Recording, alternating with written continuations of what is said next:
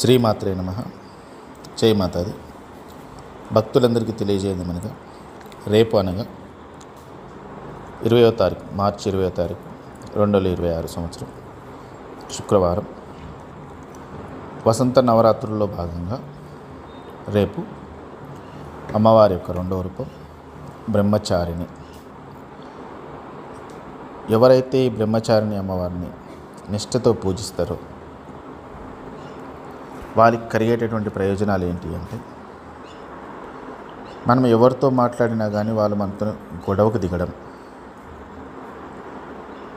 అటువంటి పరిస్థితుల్లో మనం ప్రతి చిన్న విషయానికి కూడా మానసికంగా ఒత్తిడికి లోనవ్వడం, ఇవన్నీ మనకు తెలియకుండానే జరిగిపోతుంటాయి.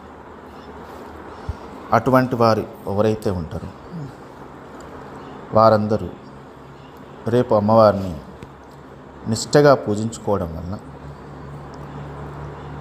మీకున్నటువంటి సమస్యలన్నీ కూడా తొలగిపోతాయి.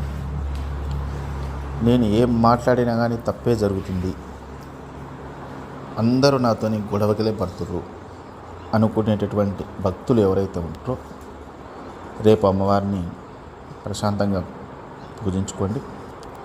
పూజించుకోవడానికి ఏం కావాలంటే ఏం లేదండి, అమ్మవారి నామస్మరణ చేసుకుంటే చాలు. దానికంటే కొంచెం అడ్వాన్స్ కావాలి అనుకుంటే ఓం బ్రహ్మచారిణ్యే నమః అనుకోండి. అక్షరాలతో కూడినటువంటి మంత్రం కావాలనుకుంటే ఓం ఐం హ్రీం క్లీం బ్రహ్మచారిణ్యే నమః అని మనసులో స్మరిస్తూ ఉండండి. మనం జరిపేటటువంటి ప్రతి హోమంలో కూడా అమ్మవారి యొక్క రెండవ నామాన్ని ఆహుతులు ఇస్తూనే ఉంటాం. దీనివల్ల మీకు ఎంత ఉపయోగం ఉంటుందనే తెలుస్తుంది.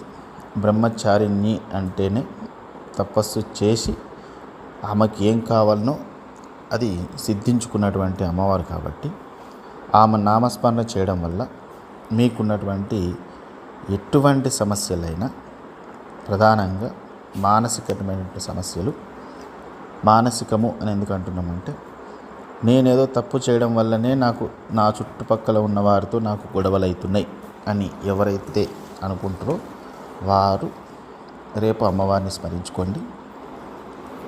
స్మరించుకోవడం వల్ల మీకు చాలా మంచి జరుగుతుంది. జై మాతాది అండి.